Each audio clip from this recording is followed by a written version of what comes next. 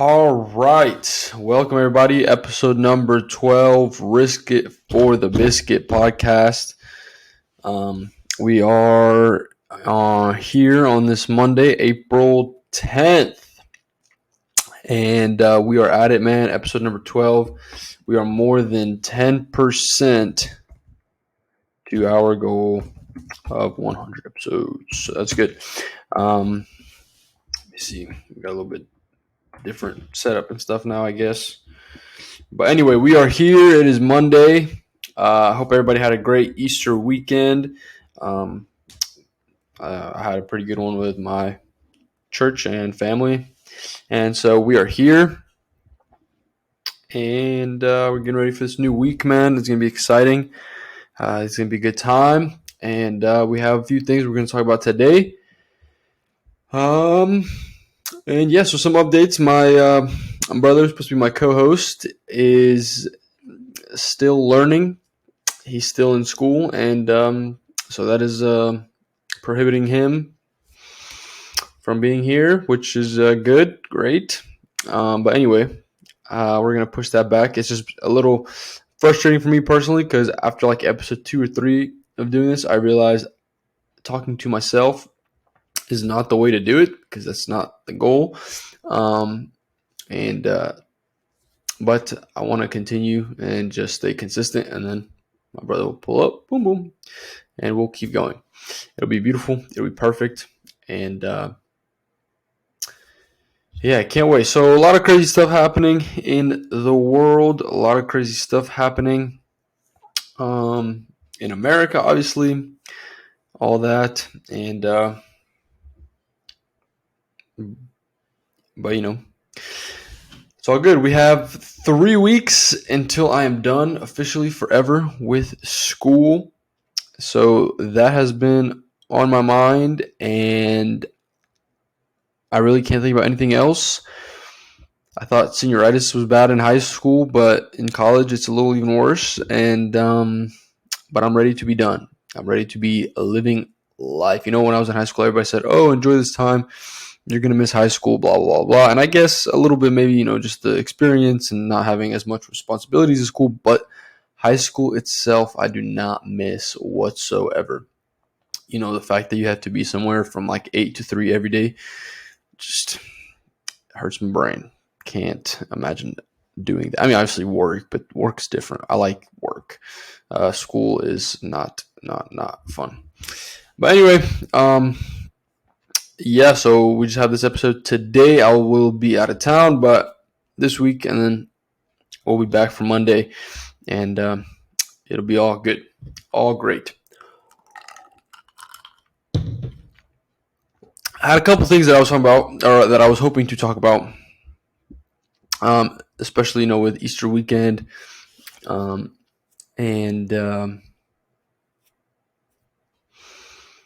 what else?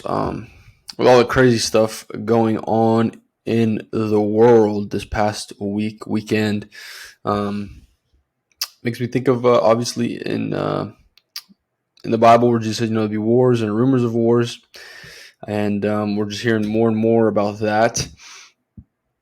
I think Donald Trump tweeted World War III, or not tweeted, socialed, whatever, Truth socialed. He said that he's been bashing the current administration for all that, and whatnot, and just kind of keeping up with all these countries saying, okay, we're moving away from the dollar, and then even I think over the weekend, the French president was saying Europe should try to distance itself from the U.S. All this stuff going on. It's kind of wild, and sometimes if I think about it too much, it kind of, I guess, freaks me out. But I'm setting all this up. It made me come to this realization, right? And made me think about Esther, where Mordecai comes to her and tells her, "You were born for such a time as this," right? Or I think he says it as like, "Perhaps you were born for such a time as this," and just that idea that I'm here specifically for this, specifically for this time. That kind of puts me at ease. I thought about in World War One, World War Two, all these wars and everything back in the day. There was guys, that were 18, 19, 20, 21, 22, all the way up to like 24, maybe even 30.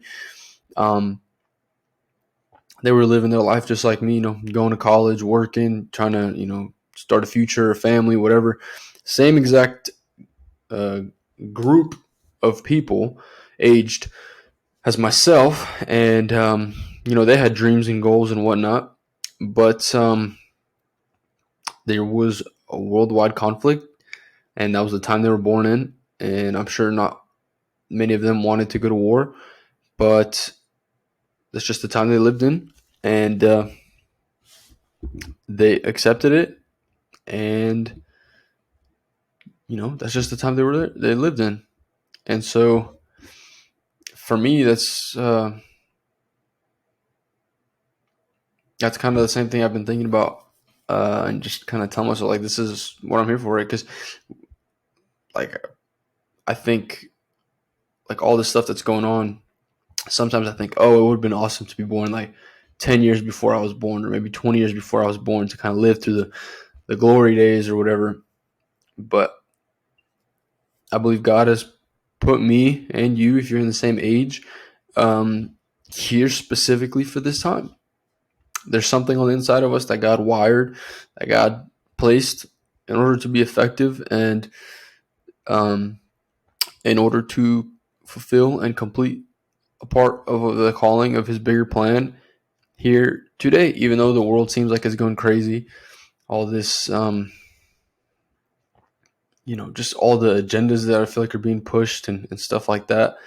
And all these ideas that people are coming out with and all that. And it seems like our society is crumbling before our eyes. But I think we are here specifically for that. And I think it's good that we are here. And, sometimes you wish we had a little easier. Sometimes you wish people weren't as crazy and all that. But this is why we're here, And speaking of that, on all these movements and all these ideologies, right, where you have like the transgender, and just recently with the Mulvaney guy and the or girl, whatever, and then I was also thinking about in San Francisco, what happened with the swimmer from Kentucky. Those people, like, I think it was they chased her down and, like, assaulted her or whatever, and all that happened there. And these people are so bold for that, and they're fighting for that or whatever. But at the same time, it's like that group of people, and I want to just say the left, because that's mostly on the left, or pretty much the whole left. But those people on the left, they're like voicing their opinions, which is, we should have the freedom of speech, right? I believe in that. And they're voicing their opinions, making their opinions known, all this stuff. But at the same time, they also bash America, and they say, oh, we need to overthrow America, or, like, we need to tear the system down and all that stuff. But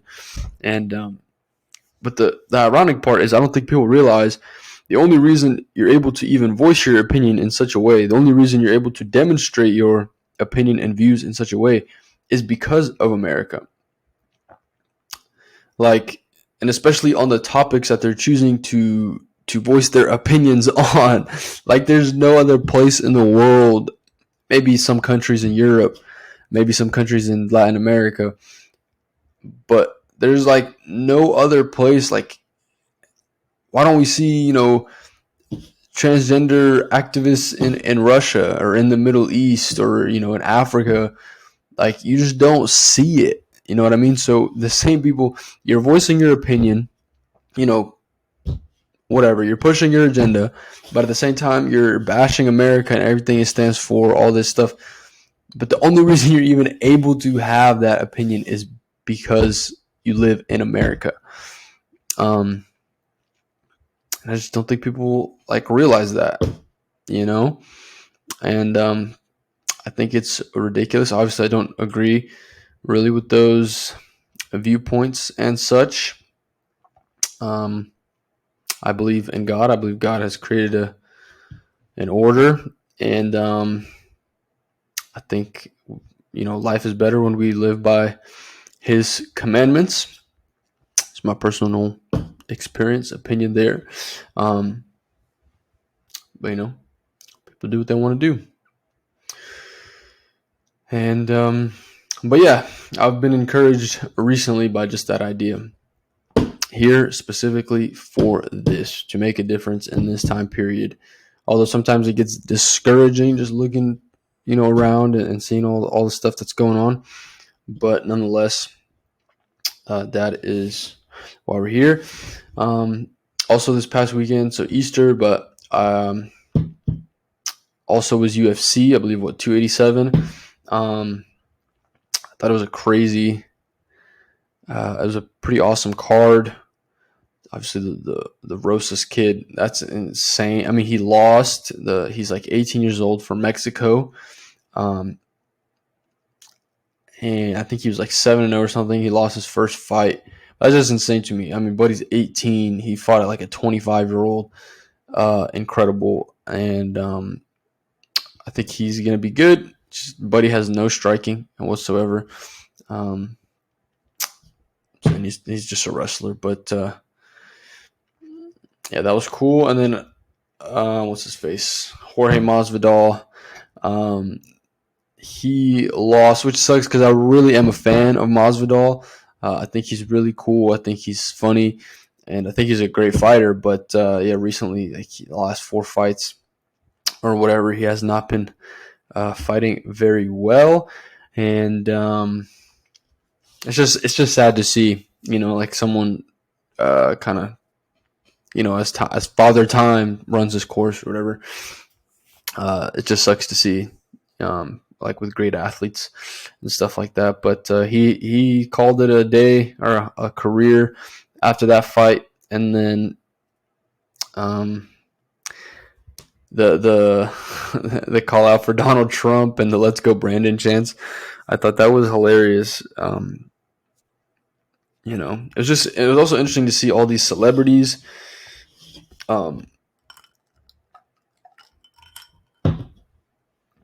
All these celebrities, of course, the UFC brings out all the stars, but like all these celebrities kind of, going up, shaking Trump's hand and, talking to him, which is really interesting to kind of see that like shift, I guess. And I don't know, how many of them, obviously, just because you shake someone's hand doesn't mean you like support them. But for some reason, I just thought of Aiden Ross, and if I recall correctly, like I don't think he was a fan of Trump, and then now he comes up and shakes. And I'm not holding the past against him. People can change their opinions, obviously, and their stances. I just think that's interesting. When he was president and running for office, I don't think like that would have happened. Gideon, however, DeMarcus Cousins, he comes up, asks for a small loan of $1 million. I thought that was funny. I need to get better headphones, man. That's ridiculous. But yeah, and then of course, Israel Adesanya beats Pereira. That was crazy. I just didn't think he could do it. Honestly, I was surprised. When someone's beat you 3 times, like that's kind of crazy. But to do it the way he did, he was getting like kind of beat up there at the end. But just came out of nowhere, I felt like, and knocked him out. And then, of course, the celebration and all that, and just a great card. UFC's fun. And I guess I'm excited to see what's next. And, of course, for Izzy and stuff like that. And Connor's about to come back, so that'll be exciting as well. That's just a little bit about on the UFC there. And I wanted to talk a little bit and pretty much just end this episode off. I feel like these episodes I just ramble, and which is kind of discouraging because the point was to get better each episode and all that. But I realized very early on that this is not the format I want to do it in. I really do want to do it in like a conversation form and stuff like that. But how I mentioned, previously, I just want to stay consistent. I don't want to like let up or anything and then have to restart. So I do apologize. I don't think anyone's actually going to be watching this. This is kind of just for myself. But anyway, I was going to talk about Easter. Man, to me, Easter is such, like, recently, because I grew up Christian my whole life. I went to church my whole life. Christmas, Easter, Good Friday, all the major holidays for us, we celebrate it every year. Communion, right? That's like a special part. But like recently, like the last year, 2 years, all these holidays, all these celebrations have just meant so much more to me, like as I grow in my faith and in my walk with God. And all these celebrations just mean so much more. And Easter, I mean, like our whole faith is built around this day that Jesus resurrected from the dead.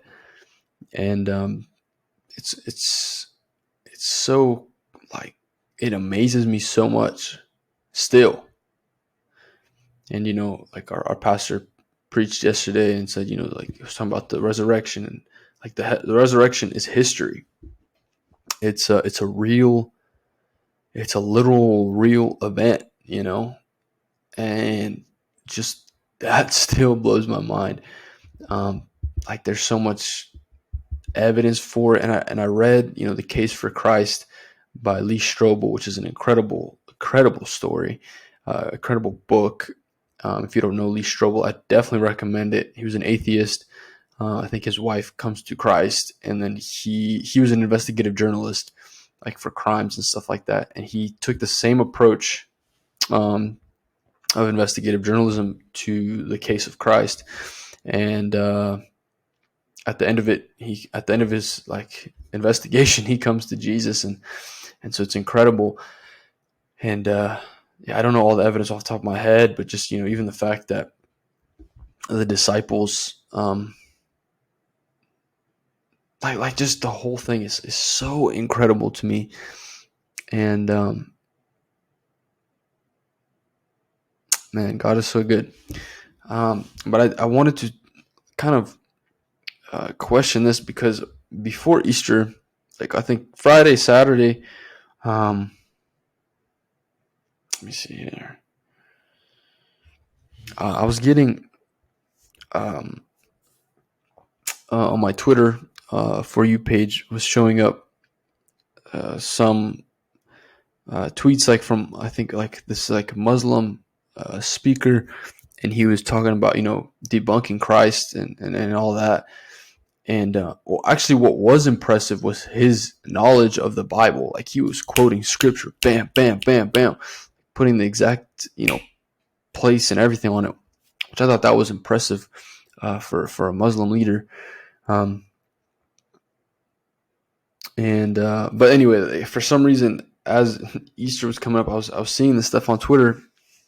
How Jesus like didn't resurrect and all this stuff, and how he never claimed to be God and stuff like that, which I think you see in scripture that he did, and he let people worship him and stuff like that, and there's evidence all throughout. But as I was sitting there in church yesterday in service, I was thinking to myself, this event, the resurrection of Jesus is one of the most like highly like debated and one of the most highly talked about subjects for like all of history. Wars have been fought pretty much over it, I feel like. And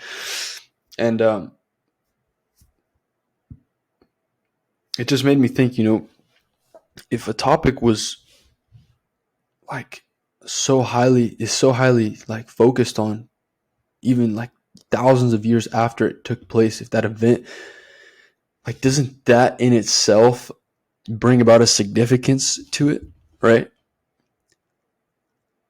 Like, if people constantly bring it up, if people constantly talk about it, if both sides, even if people are trying to disprove it, I just feel like that is something to consider and something to ponder on and something to look into for yourself.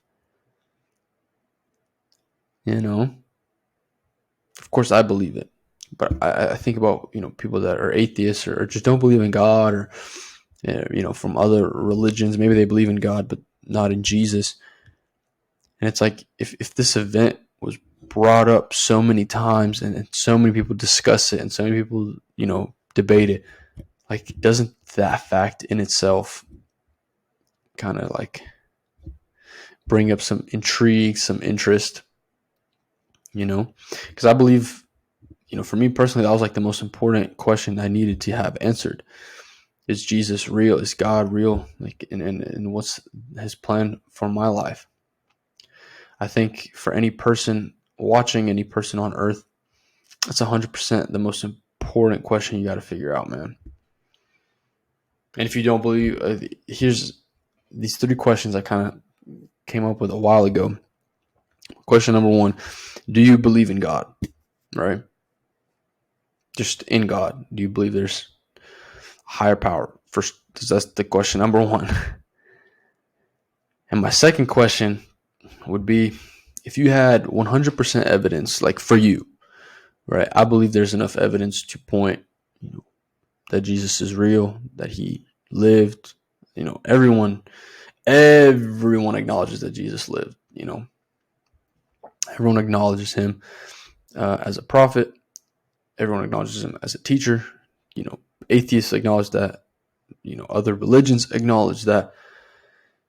But of course, the differentiation, and I think the part that confirms 100% that he's God, is obviously the resurrection. But so, like, whatever proof you needed, right? Whatever evidence that you desired for yourself that Jesus was real, would that change anything in your life? Would that change? Do you think that would change the way you live? Do you think that would change your habits, your desires? Again, it's just a question. If whatever proof, if you needed to Jesus to stand in front of you, if you needed like a video of everything that happened, whatever, evidence that you needed, would that change the way you live your life? Would that change anything for you? And depending on that answer, how you answer that question, the last question is, do you know what it means if Jesus is who he says he is and did what he said he did? Do you know the significance of that? Because if Jesus is who he says he is and did what he said he did, that means everything he said and taught and talked about is... Okay, I found this on the web. First, he says he is and did what he said he did. Do you know the significance of that? Okay, Siri. I don't know how that just happened. All right, great. Yes. I was just going in and it completely threw me off.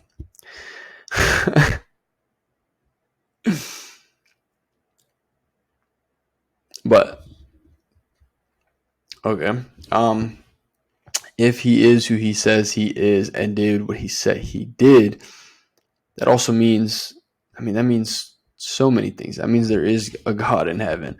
That means the whole Bible is true. That means creation happened. That means the flood happened. That means there's a heaven and a hell. That means there's sin.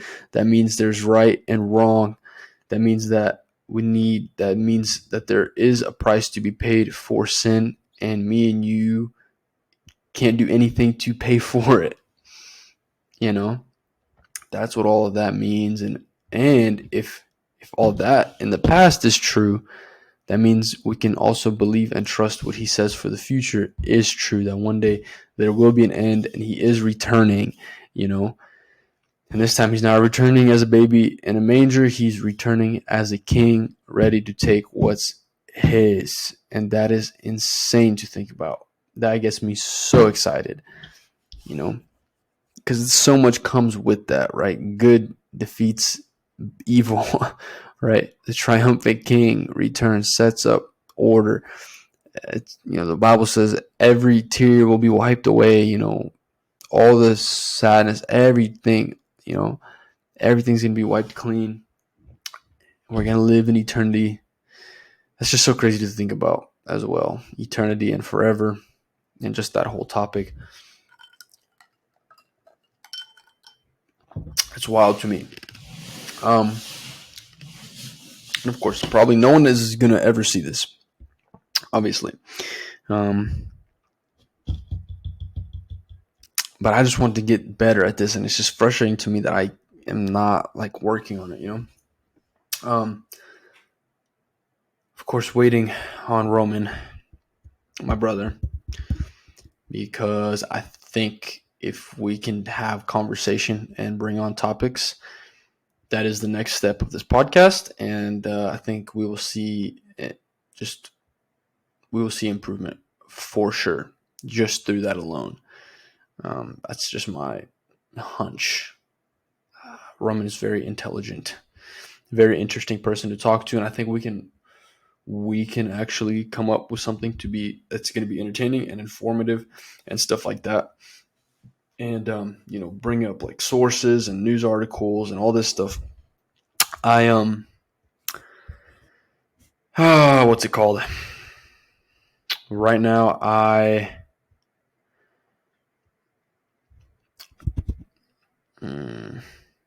kind of just talk about stuff I see on Twitter, and I feel like just mentioning, oh, I saw this there. Maybe not everyone knows exactly what I'm talking about. It's not even a maybe. You probably don't. But so that is something I want to get better at. Obviously, clips, thumbnails, and all that stuff is something I want to improve on as well. My desire is to do a good job, is to have this podcast, is to add value, entertain, and all that stuff. And also just bring a different perspective on things. I think, yeah. But yeah, man, if you're watching this, I would highly recommend figuring out what, Jesus, figuring all that out. It makes such a difference. It made a difference in my life. And yeah. But yeah, I hope you guys have a great week. Just 3 weeks, and I think we should see a lot of changes happening. I will be out of town this week in San Diego, my first time ever in California. So I'm excited to talk about my experience there as well. And yeah, it's going to be awesome. It's going to be amazing. So that's it for this episode. Ladies and gentlemen, episode 12, Risky for the Biscuit podcast. I cannot believe I've been doing this for 3 months already. I'm excited for what the future is to hold. Y'all be blessed. Be good. Have an awesome week, and we will see you next week on Monday for episode 13.